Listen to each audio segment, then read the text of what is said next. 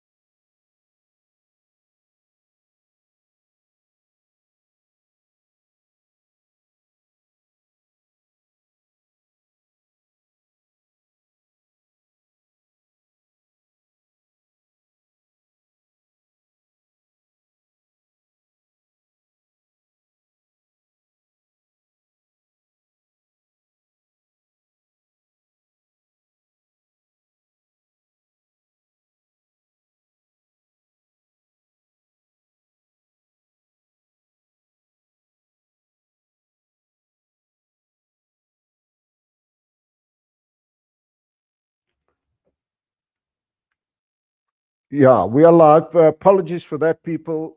It feels like you've been kicked out of your own house over here. Way back when I started live streaming, I used to stress quite a bit, but after a few heart attacks, I just kind of reminds myself.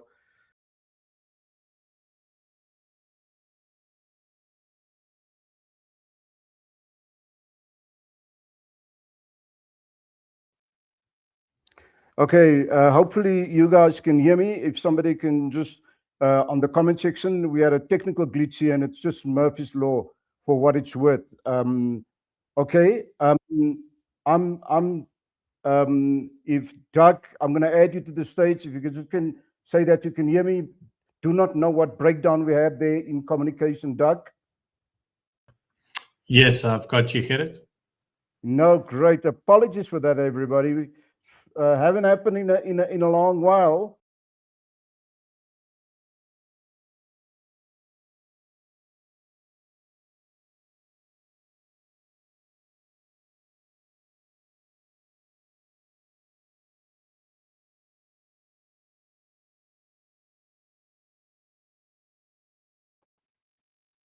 Doug, are you there? You can hear me?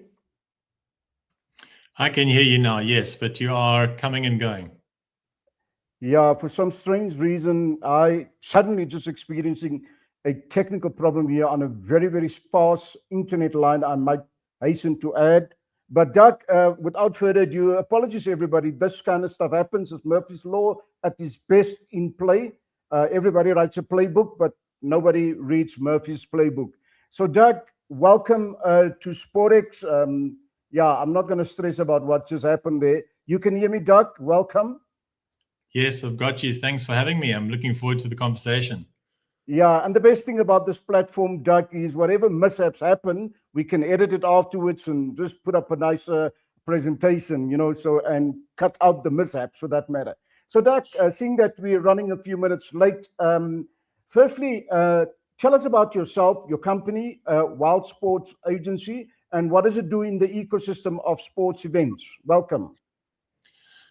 Thanks, Gerrit. So Wild Sports and Wild Media House started when I moved on from Red Bull in 2016 with the clear objective of trying to enable what I would categorize as non-mainstream sports in South Africa with improving their visibility.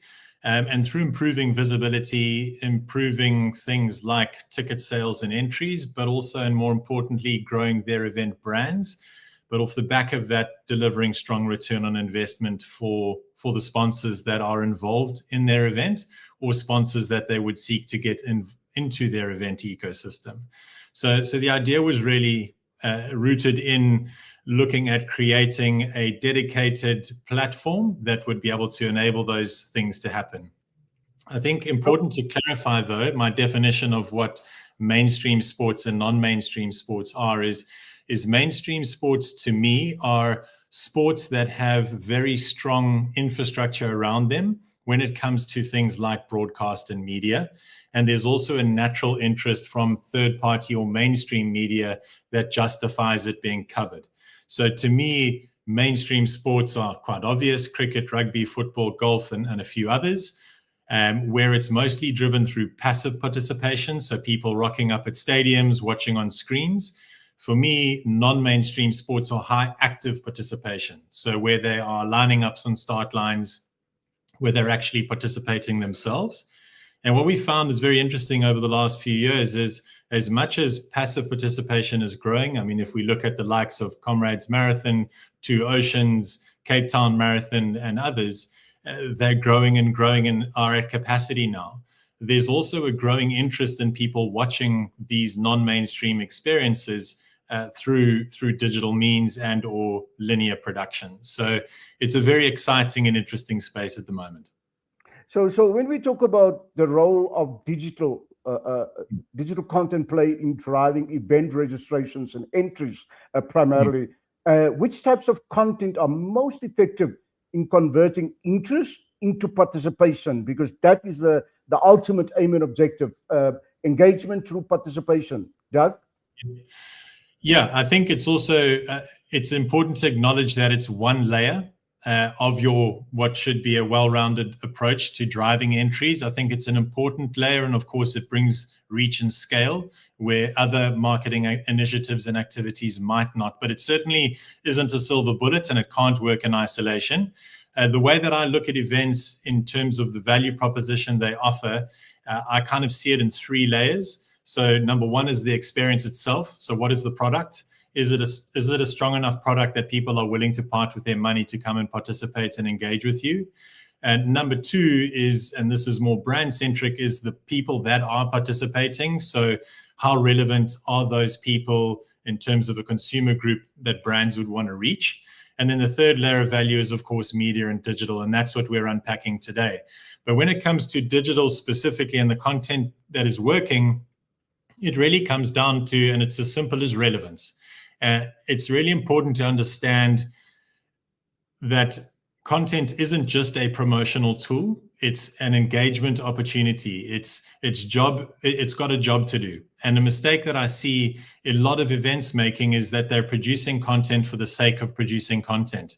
They think that by having a couple of photographers there and some videographers there that they're ticking the box.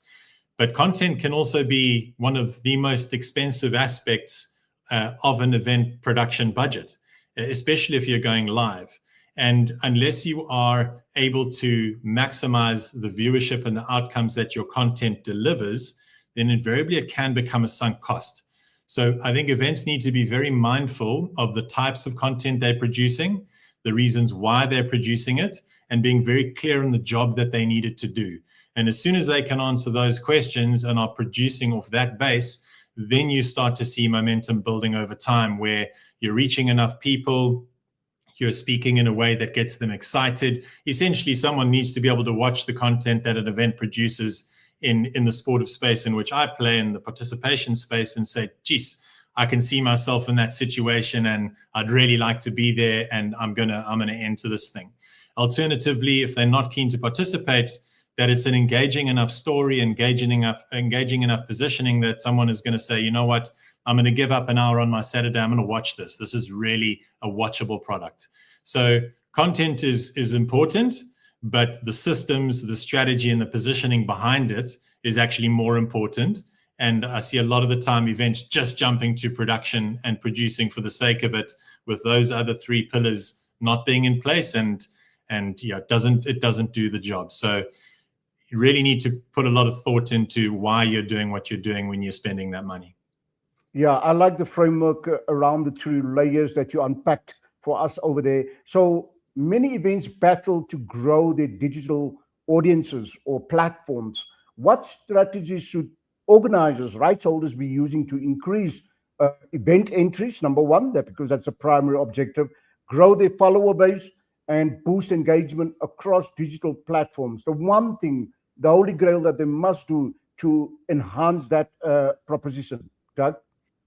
So there's two parts, and I'm going to take them one part at a time. The first part, in entries specifically, is there is no amount of social media or good content that's going to make up for a product that doesn't capture people's imagination. If you the product that you are offering, and I view events as products, I view them as brands, I view them as businesses.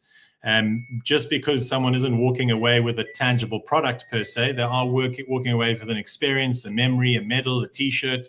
It's something that they've spent money on, so there's a commercial exchange in it. If someone isn't willing to spend their money because the product is weak, no amount of digital and social is going to help you. So it starts with that. Being mindful, if you're launching an event, is what product are you taking to market? Who are your competitors? How are you going to differentiate yourself? The same way that you would launch a new chocolate bar, the same way you need to approach launching an event, right? But once that's done and you've got a basic product market fit, you've got an entry base to work from, the job is to take that base and layer up from there. Now, one thing that's really quite exciting at the moment, Gerrit, is the fact that up until about 2 years ago, even a year ago, audience was king. If you didn't have a big following, then you were really going to struggle to reach people at scale. But the exciting thing that has changed around Instagram and TikTok specifically is that the algorithm now is really, if you are producing content that is relevant, that's on trend, that is positioned around people's general interests, doesn't matter whether you've got 500 followers or whether you've got 10,000 followers. If your content is relevant, it's in a space that people are talking about. The algorithm does the work for you and will go and find you the viewership. I'm going to give you an example there, and I'm going to I was going to see if I could switch my screen, but I'm a bit nervous to lose everyone on the call. I'll give you some context. And this was, let me just take the chance here. Okay, so this is a Nielsen SA sports report. It was on the Soweto Derby, Kaizer Chiefs and Orlando Pirates. Okay, on their weekend of the game. This excludes DStv Stream and Showmax on the Premier League. But on SuperSport, they got 3.2 million unique views. Their overall viewing audience over the weekend grew by 85%, and they had a 25% increase in live SuperSport viewership. Now, that's published data. Anyone can access that. Now, I would argue that the Soweto Derby is probably one of the biggest football matches of the year. It's just an icon, right? And everyone watches that. But I'm gonna draw your attention to a small event non-mainstream called the Mid-Mile Mile. Okay. Now, the Mid-Mile Mile, it is the world's biggest open water swim. So, of course, there's a lot of global interest in it, but it's nowhere near the same scale as a Soweto Derby. It's Soweto Derby. We've got 90,000 people in the stadium. We've got live streaming broadcasts. We've got excellent digital media execution. But because of the change in algorithm and smart positioning of content, the Mid-Mile Mile, now, this is off a following of around 25,000 people, managed to generate 2.5 million unique views, increased the reach by 667%, increased the engagement over event weekend by 1,026%, and increased the video views on their channels by 1,120%. Now, this gives you an idea of how powerful content becomes when it's positioned strategically, produced in the right way, and then delivered to people in a fashion they want to receive it in. It shows you the power of it. So you don't need to have these enormous channels. You just need to get your content mix right, your strategy right, your positioning right, and the algorithms do the rest. So it's an exciting time in digital. You don't need that massive audience anymore.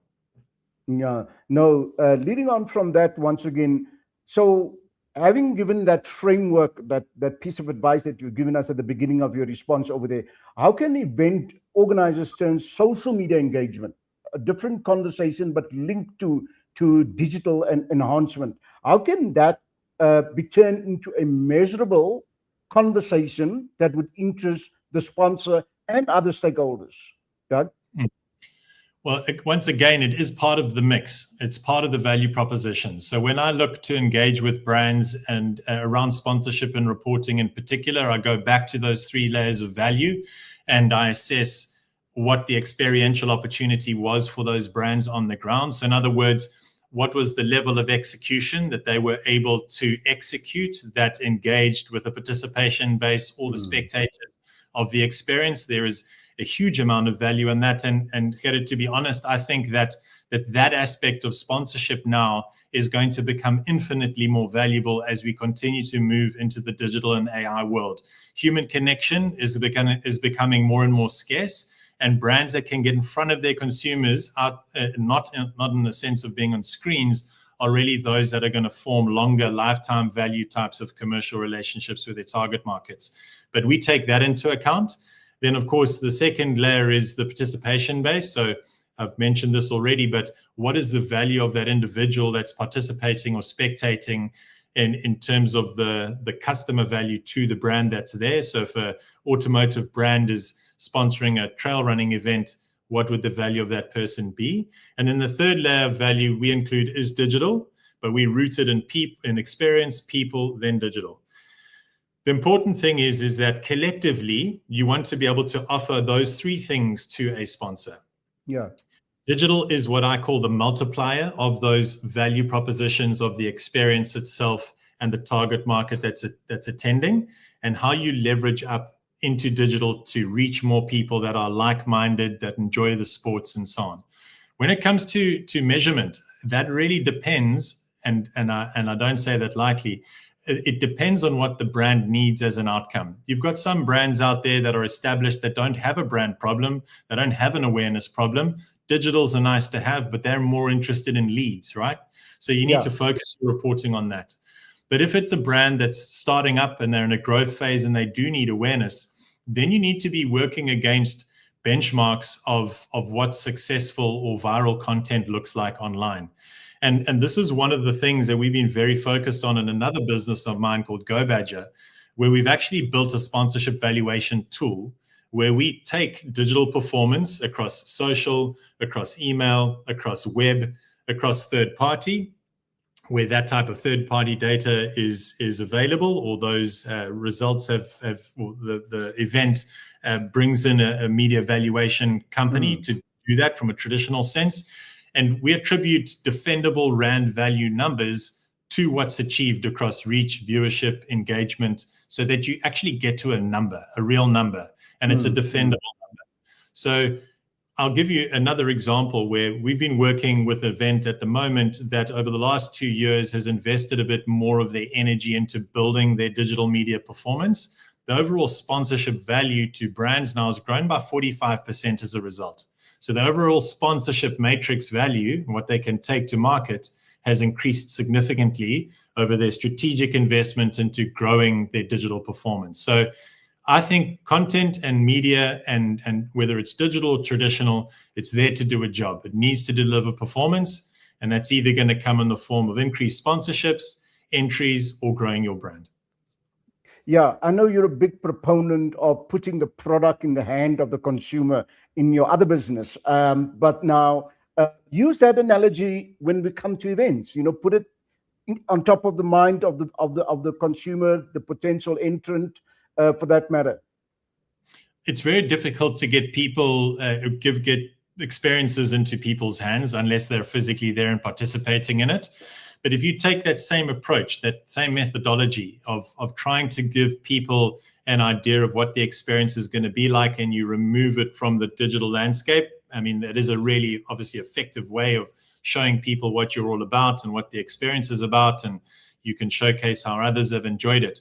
But I'll use an example, a big mountain biking event client of ours. We've been working with them for 18 years. And in the 4 months leading up to the event, we travel around South Africa and we execute a roadshow.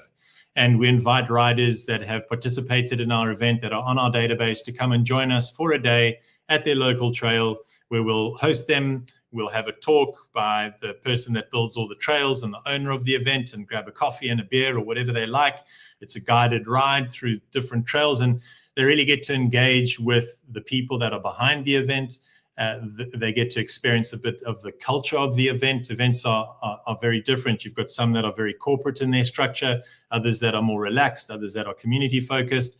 And that is really a great way to connect with your audience directly, especially for those that haven't had the opportunity to experience the event yet. If they're in an environment where they've got 30 other people that are there at one of these events, and they're speaking to what their experience was, then invariably it converts to entries. So again, digital is one aspect, and it's an important aspect, but it won't work on its own. And that's why, I mean, Kheri, we just pulled the results of the work that we've done at the Kapsani to see.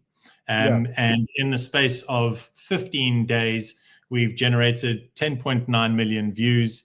We've had over 55,000 content shares. But that's all off the back of the work that we did leading up to the event, doing road shows, engaging with people on the ground, leveraging that into digital. So it's that whole ecosystem and that strategic framework around it that enables the conversion to happen. And that's I suppose, an example of how you would get the product into people's hands in the event sense. So you were throwing the stats at us now about engagement, online engagement. So as audience consumption habits continue to change, ever evolving, which digital trends should event organizers be prioritizing to grow that viewership, enhance the audience engagement, and maximize commercial opportunities? Because at the end of the day, Coca-Cola in America moved their advertising account from A to B because B said, I'm going to deliver first-party data. Your take on that, Doug? I mean, data is the play in the end, right? And that's what everybody's after. I think that events in particular offer it's a really data-rich environment. I think that there's going to be a lot of advancement. There is going to be a lot of advancements in the next 2 to 3 years around how to extract that data and to convert it into really meaningful commercial use cases. But if you're looking to produce content that is going to be effective and it is going to generate the viewership, which ultimately underpins a lot of the return on investment you can offer to brands and drive your entries and so on, you have to play the algorithm game. You have to understand what these digital ecosystems are preferring, and you have to have a well-rounded execution. If you're going to be working on Instagram, which is a platform we spend, I would say, 90% of our time on, for us, it's a very exciting platform, and there are many layers that you can execute within it. So Instagram stories is like mini live streaming, to be honest. You can be in the moment, it's raw. There's not much of an expectation of it being very polished. You've got reels, you've got carousels, you've got single posts, you've got live options there as well. But what's important, particularly on the performance side of things, is how you show up. If I look back at what we were doing at the Aquila Midmar Mile or the Sani to Sea 5 years ago versus what we're doing now, it's completely different. And that's not because we've wanted to make the change for the sake of making the change. It's been because we're playing to what the algorithm is going to help us get to more people. So it's about being very aware of what those algorithms are doing and making sure your content is in line with that. That's important. Great. So somebody, an industry expert last year, commented that what you observe in South Africa in the sponsorship environment is that brands are more concerned about reach than engagement. Mm-hmm. What would your view be on that statement? I think it's true and it's false. I think it depends completely on where the brand is. If a brand is unknown and they're looking to reach people at scale, then of course reach is your gold standard. That's what you're after. You want to get your brand in front of as many people as you possibly can, and that's important. Other brands that are more established, they're looking for rich engagement. They're wanting to make sure they're showing up in a way that their consumer continues to engage with them, whether that's on digital platforms, when that's walking into a store and picking their product off the shelf versus another competitor's brand. That's really what it's about. So my answer is simply, it really depends on the life cycle of which the brand is at, and or what their strategic objectives might be. It might be that reach becomes a priority for brands that are established because they want to block competitors. It's different use cases. I think what though is very important is if you're an event, you need to try and get, and we've talked about this before, Gerrit, on chats and comments between each other. Yes. And it's a general industry conversation, is align with what brands want. You need to position your opportunity as a commercially. Now, I think one of the biggest points in that everyone misses is brands don't publish their strategic priorities. They're not going to give that information away for free at all. They're going to guard that right to the very end. So I think that's always very difficult as an event trying to source a sponsor, is to try and align with what their strategic priorities are if you don't know them, and it's unlikely you're going to get them. So in order to mitigate that risk, you need to show up in a way that you are a well-rounded opportunity that almost regardless of what a brand is trying to achieve, they can say, this event offers me the opportunity to drive reach, engagement, awareness, capture leads, engage with my consumer on the ground through their participation, an opportunity to activate. You're essentially needing to create a value proposition that answers all those questions for brands. And that's what, when we look at brands, event brands that are succeeding now outside of mainstream, those are the brands that are landing the sponsorships. If you look at events like the Ford Trail Seek, it's a mountain biking event. 6 years ago, that event was under huge pressure. And now its resurgence has been phenomenal, and it's back to being the single biggest mountain biking series in the world. So you can't, as an event, you can't think in isolation. You need to think of yourself as an ecosystem and try and become the most well-rounded ecosystem that you can. The exciting thing is that you just need to start. You don't need to have the biggest budgets. You don't need to have access to unending resources. You just need to get your framework right, start slowly, and then momentum takes care of the rest. No, thank you for that insightful wisdom or thought leadership. Maybe not wisdom, but you've been an old hand at the events game, looking back as to when you started out in KZN. Thank you for that insight shared with us, Doug. And I'm happy to have had you along and maybe invite you next time again, and we'll talk about the brief, because I do believe that sometimes we need to write the brief for the client and not the other way around. Okay, thanks for coming in along, Doug. Much appreciated. Have a good day. Great. You too. Great. Bye-bye. Bye-bye. Okay, great stuff. And it gives me the opportunity and the privilege to call on Joe Hammond. There we go, Joe. If you can unmute yourself. So Joe is the founder and CEO of Novus Group, and he will share with us the details of a report his company recently compiled on the media value sponsors gained from associating themselves with the Live Golf tournament that was held in South Africa pre and during and post the actual event. But firstly, Joe, tell us more about what is it that Novus Group does, and then go right ahead with unpacking the report to our audience. Welcome, Joe.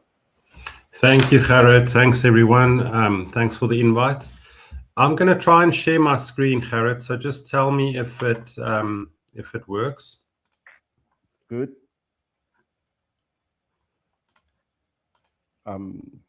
Not as yet. There we go. So yeah. So just say that the document, and then I'll add it to the stage. It's media and sponsorship monitoring in South Africa. There we go. Go ahead, Joe. Okay, yes. So again, thank you for the opportunity. I'm not going to take up too much time, but just to basically tell you a little bit about our company and then what we do and how we fit into sport. And also then just to run through that Live Golf report that you mentioned. So in a nutshell, the company is called Novus Group. All the software that we developed, we own, which is quite unique to providers because it allows us the ability to customize. We provide both local and international services. We have more than 750 clients that currently use our service. We founded the company in 2014, so we're 12 years old. It's a South African company, and we have a level 2 BEE. Then just for some credibility, just some of the clients that use our services. So as I always say, there's no client too big or too small. So we really do work from the biggest corporates in the country to really some of the smallest PR agencies. Then to just shoot into what it is that we actually do. So for starters, we monitor, scan, and capture about 500,000 items every single day. The items we monitor, scan, and capture are basically brands that are being mentioned, companies that are being mentioned, their competitors. Then we process all of that data, we analyze the data, and then we give it back to the clients in the form of an analysis report, which is exactly what we did with Live Golf. So in terms of monitor, scan, and capture, what we do is we start with traditional media. So we look at about 5,000 print publications. So that would be things like newspapers, magazines, digital magazines, etc. We also cover about 200 TV channels across South Africa, about 150 radio stations across South Africa. We cover more than 1 million websites across the world, which includes blogs and forums. That's on the traditional media side. Then on top of that, we layer social media, which is everything from Facebook to Twitter to Instagram, TikTok, YouTube, LinkedIn. And then the third layer is the actual sports events. So we look at live TV games. We also look at things like repeats, highlights. We also look at the sport chat shows. And then there's usually a pre-game and a post-game discussion. So then what we do is we take those three elements, being traditional media, social media, and sports events, we add them together into what we call a unified media database. So it basically, just to give you a few examples, so this is a screen grab of like online media, this is a TV clip, this is a radio clip, and social media. Then what we do is we take all of this data. So we take the print, the online, the TV, the radio, the social, and the sport, and we then capture all of this data. Like I said, we categorize it, we tag it, and then we store it in this database. And then from there, we can provide clients with analysis. When we look at live TV games, we actually look at 34 different elements to identify and find sponsor mentions or logos. So it's everything from on-screen banners to match clocks to corner logos, and then all the different clothing elements, right down to, I mean, if it's a golf game, we even look at the tee box signage, the fairway signage. So there's quite a lot we look for during live events. Just to give you an example, these are the banners that we look for during a sport event. These are the in-studio brandings, the match clocks, the corner logos. This is the different clothing elements. So you can see on-shirt logos. We even look at the medics. We look at the caddy clothing. Then there's a few examples of interview boards that we look at. We even look at product placements after the game with the interviews. So then if you think about it, what we then have is we have all of this data, and then that allows us to compile an analysis for our clients. Now, the analysis is customizable, meaning that we can customize it to your look and feel. And then the analysis can be delivered as a daily report, a weekly report, a monthly report, quarterly report, 6 monthly reports, annual reports. It really depends on what the client is looking for. And then typically, just to give you an idea of what a client would receive is they would get something like this, where we do a combined AVE value for the entire event. AVE, of course, meaning the advertising value equivalents. In other words, what that coverage would have been worth if it was paid for advertising. We look at the total number of items we picked up. We then break it down into those 3 elements. So we look at sponsorship, then we'll tell you how many references we found, what was the audience for that pillar, and then what was the AVE value. We then look at the traditional media, so how many items we found across online, print, and broadcast media. What was the reach? What was the AVE value thereof? We also look at social media, which is Instagram, Facebook, Twitter, LinkedIn, all of those elements I mentioned. We give you the volume, the reach, the AVE. And then from here, we then give you a combined view across all 3 of these pillars. Then we also go into more detail. We can become very granular, so we can give you a breakdown for each sponsor, but this is just an example. So on this event, for example, you can see that Standard Bank got the majority of the coverage, followed by the Ladies Tour, Durban Bull Golf Club, etc. So that's just an overview briefly of what it is we do. And then to go into that Live Golf report. So like you mentioned, we tracked the Live Golf event for a period of 1 month. So it was from the 24th of February until the 25th of March. Over that 1 month period, what we found is that across the different media elements, we picked up a total of 1,000 items. The reach of those items combined was 128 million, and the AVE, or the advertising value of the event, was 45 million. Like I mentioned, we break it down per element and then give you a combined view.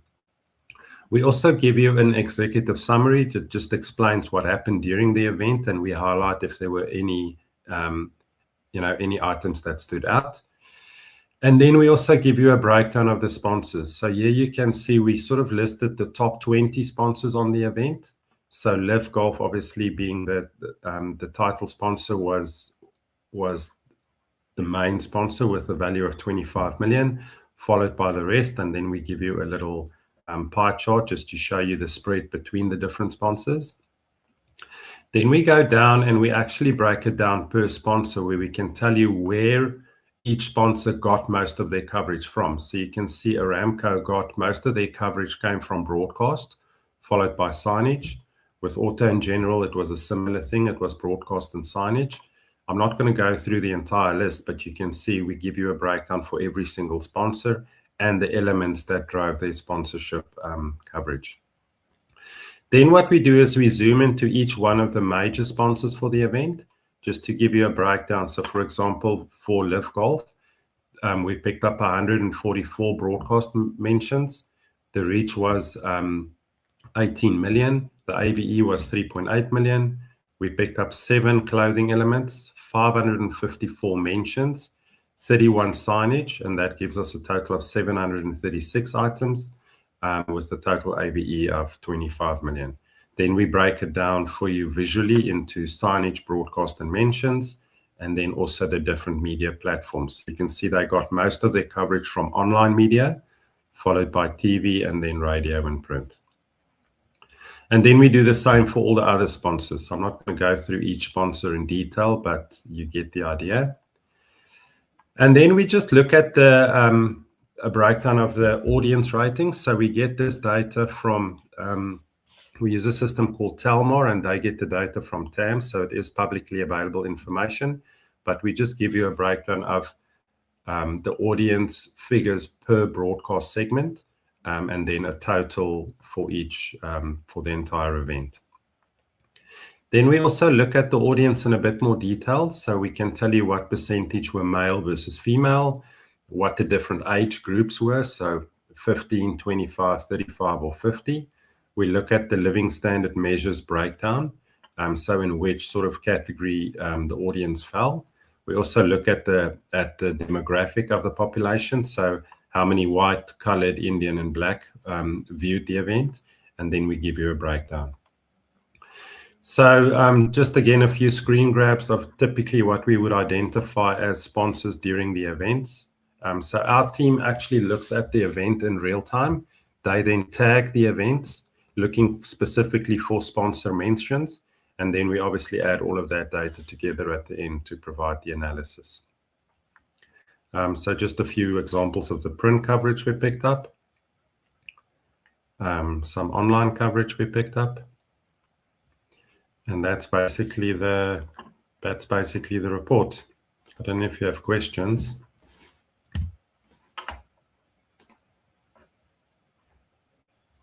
Next to you, Joe. You can hear me? Yes. The proverbial virtual question. Can you see my slide? Can you hear me? Joe, so if I'm a medium-sized marathon, for example, and I want to scale over the next 3 to 4 years, what is the one piece of advice as the rights holder that you would give me in terms of my inquiry to do a sponsorship analysis of our event that's coming up in, say, August? Well, typically what I would suggest is maybe we compile a report for the client just to show them, maybe on a different marathon if they haven't sponsored a marathon before, just to give them an idea of the type of exposure they can expect.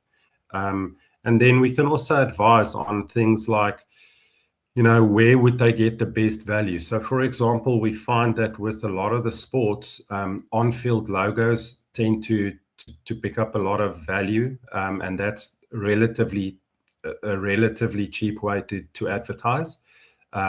Clothing is also a good way to get your name out there, but the only problem with clothing is because the players move around a lot, it's difficult to always identify the logos easily. But yeah, I would definitely suggest that we either provide them with a report on a similar event, or we look at an historic event and provide them a report, and then from there start the discussion on what we can change or what they should change. Yeah, just one more question before I add Doug and Sika to the studio, maybe to engage with you on what you presented. My question is that if my event is not broadcasted, right, what would you suggest in terms of audio visual footage that the organizer or the rights holder should do? Well, we're definitely seeing a pickup with social media. So if the event is not broadcast on a mainstream TV channel, so recently we looked at the Cape Town Marathon and we found that there were online streams for the event. So what we do is we try and pick up a stream like that. So an easy way to do that nowadays is through YouTube live streaming. So we pick up the event, we record it that way, and then we analyze it afterwards. Or we look at things like social media, like Instagram, and we try and pick up coverage that way. Okay, Doug and Sika, I'm sure you guys have been listening to Joe. Any questions that you would like to pop at him? Unmute. Doug? No. I'll let Doug. I think Doug probably has some questions. Am I being thrown under the bus here? Joe, I don't envy your job. There are many moving parts and so many different mediums. I suppose what's always something that's been top of mind for me for a while, and I'm glad I'm able to ask the question, is the media ecosystem becoming more fragmented, bite size being, the silver bullet of reaching millions of people. It's fascinating how one 15-second clip on TikTok can be viewed by 30 million people. How do you guys adapt to that type of fragmentation? Because it's happening at scale and the rate of change is fast. Yes, I mean, social media has definitely moved the game along quite a bit. So obviously with every platform we monitor, we have to get certain metrics loaded into the system. So for example, every Facebook page we monitor, we have to look at things like followers, likes, comments, posts, and then all of that metrics get captured literally with every event and every post. So it is possible for us to keep adding more metrics as we move along, but we've definitely found that in South Africa, for example, like Facebook is still pretty popular as well as Twitter. LinkedIn is less popular for retail brands, but it's very popular for corporate brands. So it sort of depends on who the customer is and who the target audience is. TikTok is definitely becoming more popular, but those are sort of the platforms that we look at. I mean, there aren't really more and more platforms coming along, so it's really just the same platforms, but we're getting more metrics. Okay, great. Doug, you want to respond to that? And Sika, you're going to talk about community-based sports festivals. And whilst this is probably so far removed from the thinking or the list of priorities in Sika at this point in time, surely the reason why I asked Joe that question was, how can you guide that emerging event to also do this and perhaps scale the level of sponsorship in Sika? Yeah, look, I think it becomes very interesting when you look at the community-based events or the smaller kind of sporting events. You think of, I look at an event like the Phillies games that happens over December. I mean, they've been very fortunate to get SuperSport as a partner over the past couple of years. But for events like that, selling or your return based on media isn't really going to be what sponsors are looking for, because chances are majority of those events don't get as much media. So you need to kind of look at it differently and position it differently, especially when it comes to looking for sponsorship. And for me, this is not just about, and this is not the thinking that should actually go with just the community-based events, but with sponsorship in general. Budgets are getting smaller.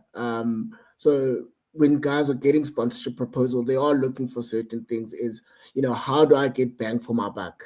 And that's the most important part, right? It's not about impressions, but it's about impact and outcome.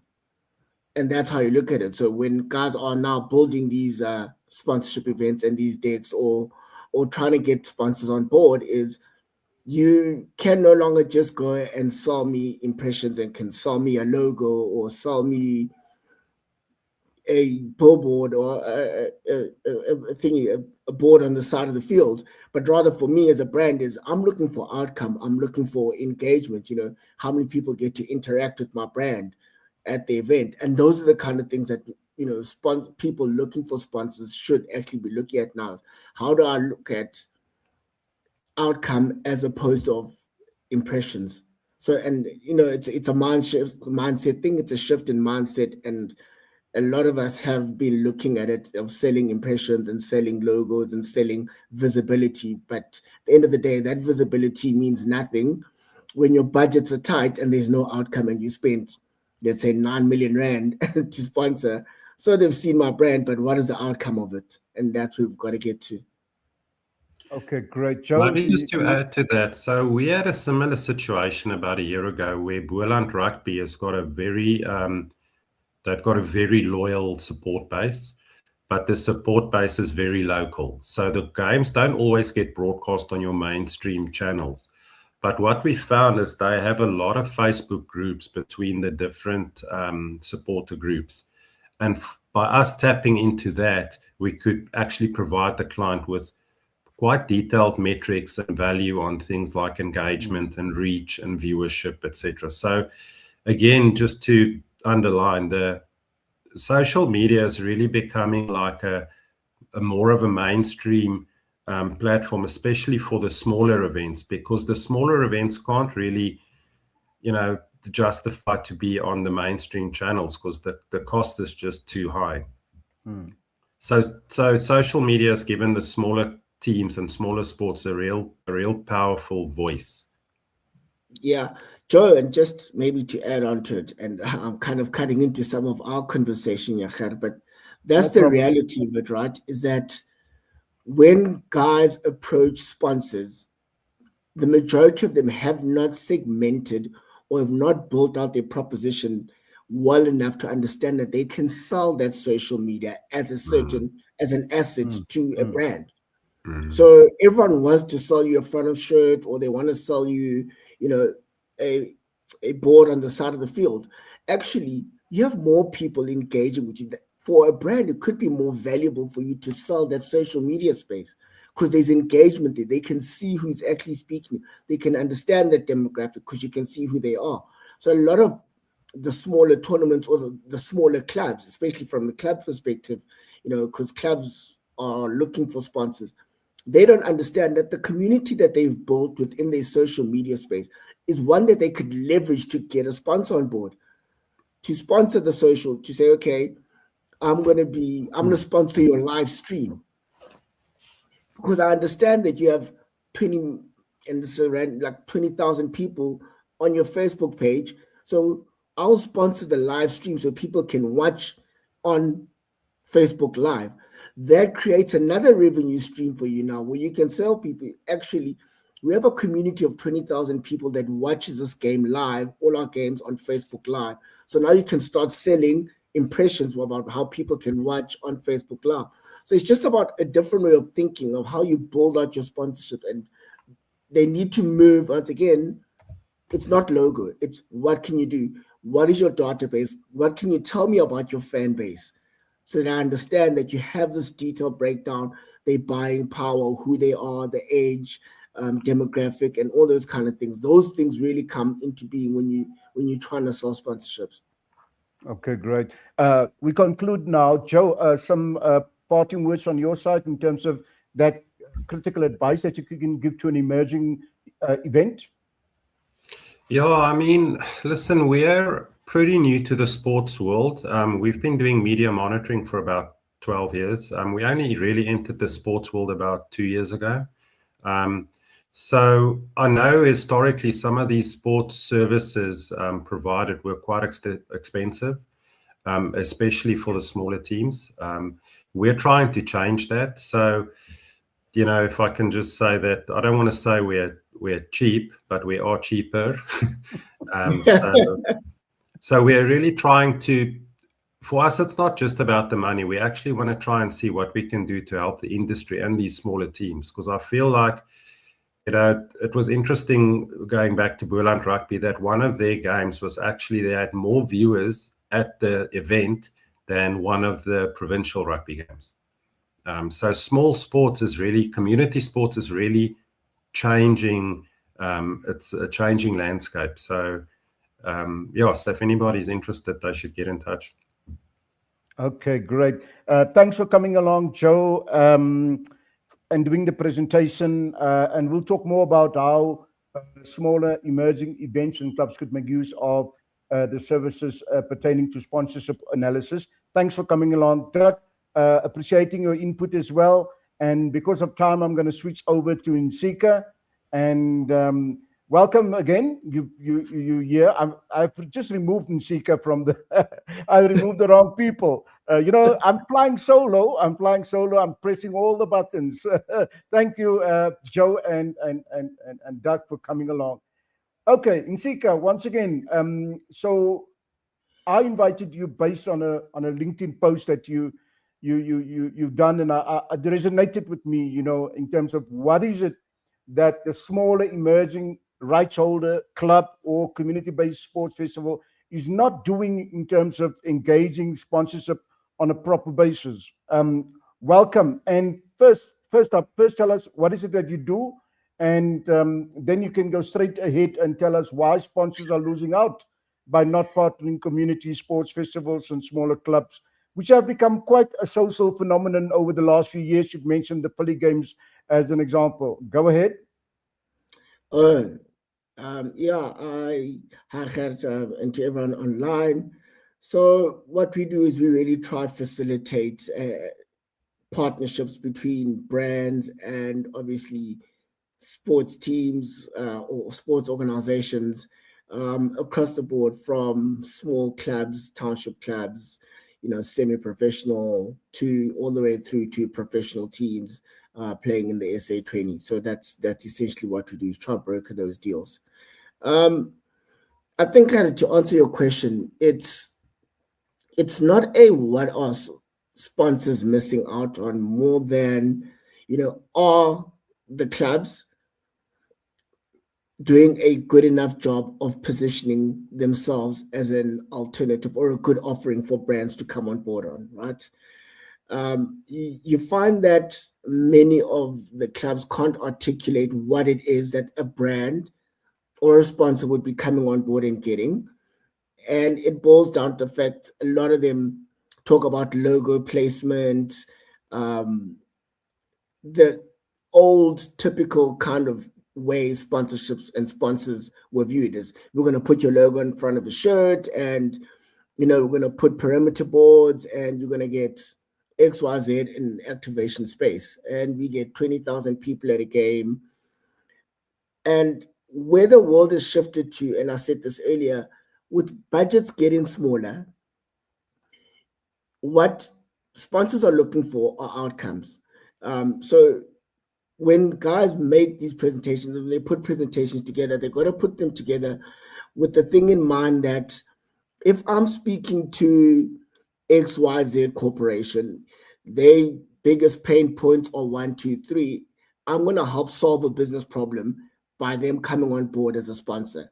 You got to create these niche targeted things, proposals that speak to and answer some of the business problems that certain organization has. And that's what's missing right now.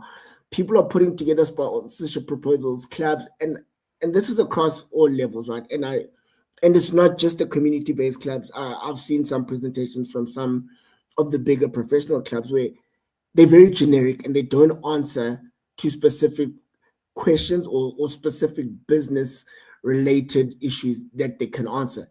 It's a generic proposal. So that's where we've got to get this right. And that's where the big gap is right now, is that some of these proposals are not data-based, so they can't tell you, yes, you get 20,000 people there, but who are those 20,000 people? What are their demographic? What are their spending power? When it comes to the brand that you're speaking to, how do they interact with that brand? How do they help solve that brand problem or that, that business problem for the brand? And that's where the gap lies right now, is that proposals are built on impressions, not outcomes. And even then, they are not curated to answer to specific, business problems faced by brands. So if you look at the massive following for football in this country, for every 100 sponsors that goes to rugby, one would go to football. There's this big disconnect, a chasm, a big divide that one could call it. Where's the learning to be done, on the rights holder side or on the sponsor side, or both? I think it's a bit of both. And I think all sponsors, all brands or potential sponsors, understand that football is the biggest market, right, in South Africa. That is without a doubt. I think where we find the big disconnect is the credibility of data, right? And that is a big thing. And I'll take right now, in fact, I won't even go to the Springboks. I'll take some of the unions. You can go and get a season ticket to go watch the Lions at Ellis Park, whether it's a suite or in the stands. You have to fill out your data and they ask you various questions. So immediately, the Lions can tell you that on our database, we have 20,000 people between the ages of 18 and 35. They like 1, 2, 3, 4, and this is their spending power because they bought a season ticket. So you can kind of range where their spending power is, right? So that's credible data that you can now use to tell a sponsor. Actually, between the ages of 18 and 35, you have 20,000 people. Their spending capacity, or they can spend between 900 and 2,000 rand, because we know this because they've bought a season ticket. That's missing in football. You can't buy a season ticket. So you can't collect that data. And even the data that is collected is not as accurate. You can't, and in fact, one of the football clubs claimed to have the biggest supporter base in the country. But if you were to ask, can you give us, a breakdown of that data? We want our core target as a brand is between ages of 18 and 35, and you break it down by region. They won't be able to do it, but they do have the biggest, but they just don't have the data that you can now buy into. And what we need to understand is that outside of team association, one of the biggest things that people are looking for, brands are looking for, sponsors are looking for, they need to sell, at the end of the day, their product. They need to speak to the right audience. And if you don't have that data, as strong as your case may be, you're not going to get it over the line with them.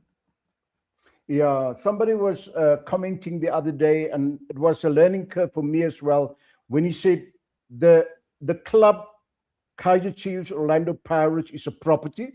There's a brand value attached to it. And then the derby between the two is a different property with a different brand value. Now, how many of us understand that difference, that the entity, the event are two different properties with two different brand values? Your take on that? Yes, yeah, I can hear it. I guess all brands, right? All the football clubs are essentially a brand. But the Soweto Derby is undoubtedly one of the biggest games that you can watch. And so just by virtue of that, it does become and I'll say this, a brand of its own. It's the certain thing. And we were having a conversation, I think it was around the third economy of sport, around, what can you build around an event? That's exactly what the Soweto Derby creates. It creates a third economy where brands that aren't official sponsors of the Soweto Derby, or brands that aren't associated with the teams or the PSL, can now start creating watch parties, and that creates a third economy. And that's what happens when you have something as big as a Soweto Derby. It becomes a brand of its own, and it creates an economy of its own outside of the guys that are involved in. So that's very true. It does have, and I'll say this in inverted commas, a life of its own, because it now creates a whole new different stream or potential for people to get involved with, for sponsors to actually start looking at getting involved with.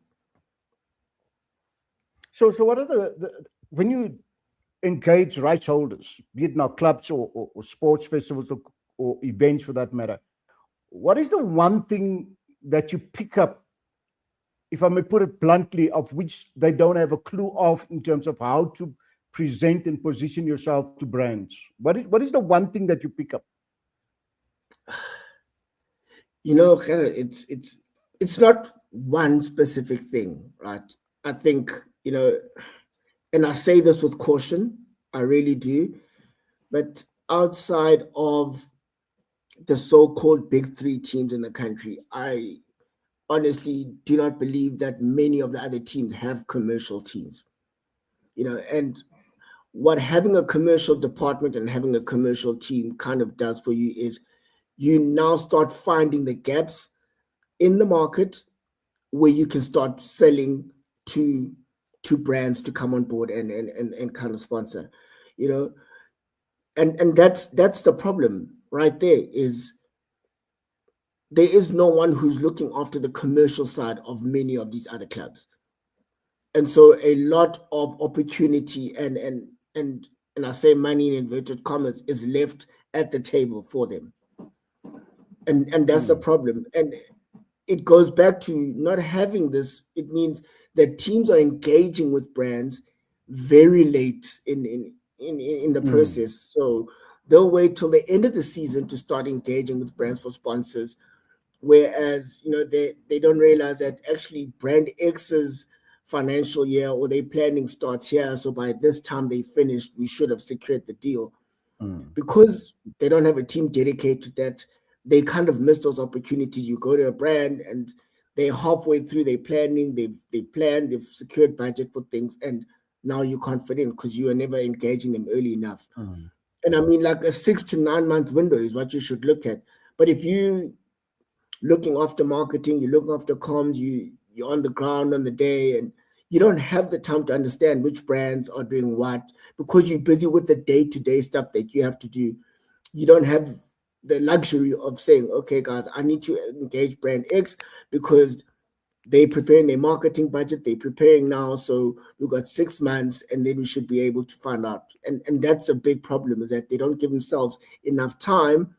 And that is purely because there is no one there that is looking purely at the commercial side. And how do you really, really get to milk and get the most out of commercializing your team?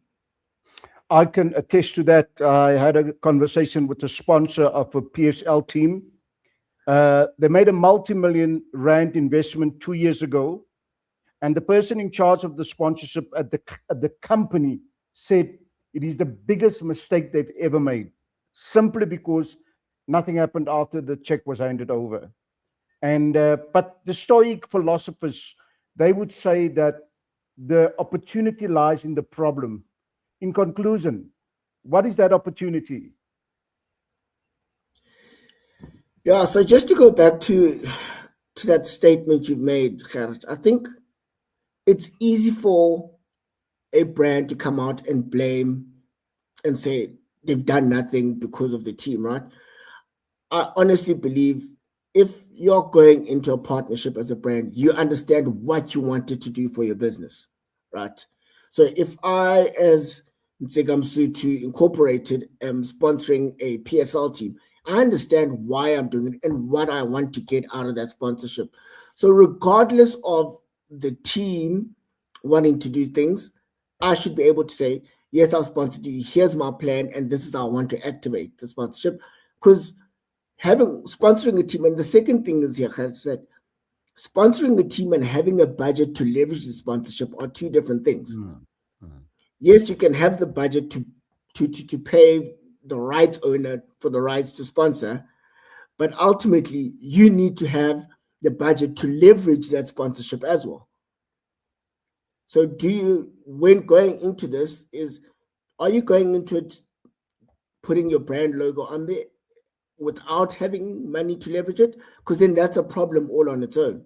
You need to have a budget that is a leverage budget. And, people have spoken about I think that said like a 3-to-1, 3 times what you use to sponsor the team should be your leverage budget. So if you're sponsoring 5 million, you should have 15 million leverage budget to make sure that you get the most out of it. And those are the kind of things that, people should speak to. But then with the change and looking at it differently is, how do you want your brand to show up in the spaces where your thing is?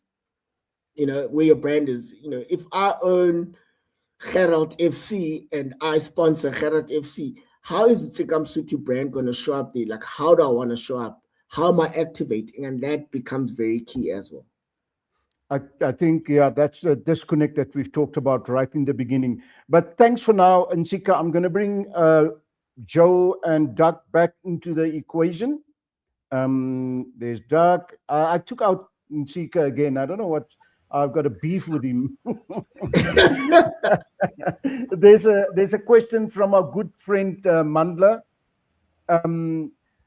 Doug, you want to shoot? You want to go for it? Boxing does have a proud history and heritage in South Africa. So I believe there's some renewed energy of getting it back to number 2 sport in SA, maybe number 1. I think what's important, or where I believe that the opportunity lies, is to think of themselves as a gateway to people. And if they think that way, then they need to figure out how to become the most robust platform that they can to enable that access to happen. start small, invest in your product. So develop a boxing championship that potentially moves around the country in a format that people understand, that people want to watch and engage with, and deliver it. Focus on the finer details. It doesn't need to be perfect, but it needs to be watchable and it needs to be consistent. Once you've started to rebuild that trust, you've started to generate that organic engagement and that reach, and that passion for the sport is once again reignited, then things will begin to flow. I'm not a big believer in top down, and I think Live Golf perhaps is a controversial topic to speak about, given its potential revenue pressure. They've come in, massive disruption, thrown a huge amount of money at it, but because the base isn't there, we're seeing potential instability. So I'm a big proponent for, if you're trying to rebuild something, start slow, build something of value, and once that platform is set, you can scale from there. And that's when, I mean, if you're trying to rebuild something too, brands are going to need to regain that trust. If they're going to start to be investing their money back into sports or back into events or opportunities, they need to know that their brand is secure in those partnerships too. So that would be my advice. Okay, thanks for that, Doug. Joe? I would agree with Doug. I think you must maybe go and look at what the lay of the land is right now. Maybe set some targets for yourself. Maybe look at what has made other sports popular. So like, what has EFC's done to become so popular? Maybe try and adopt some of their ideas. I know, obviously we have Dricus du Plessis, which is a world champion, and that's really moved the needle. But I would agree with Doug. Start small, get a game plan, set some targets for yourself, and then just measure it and see what's working, what's not working. Okay, thank you, Joe. Nsika, concluding words? Yeah, just to answer, I guess I'll also take a stab at answering Mandla's question. And I've had countless conversations with Mandla around a few things. But the idea is to really build a base, right? And a base where it continually shows up in the same manner, looking exactly the same. What sponsors don't want is an event in Joburg looking different to one in Limpopo, looking different to one in the Eastern Cape. So you build a base and a look and feel for it, and you go with one thing. And I think that kind of mentioned, you build one, right? Whether it's, don't know if it's a junior boxing tournament or if it's a national box, that just literally, it's like a traveling circus where we pick this up and we can go put it in Cape Town and it's going to look exactly the same. The experience people get is the same, the experience they get, and then you pick that up and you move. And once you get that right, you can start moving and start scaling from there. I think the most important thing is to build one thing, and you start maybe with one sponsor. One guy comes on board and they do it for you. You build that so much that you start scaling it up. And one of the biggest problems we have is, people are going to say, but we don't have TV.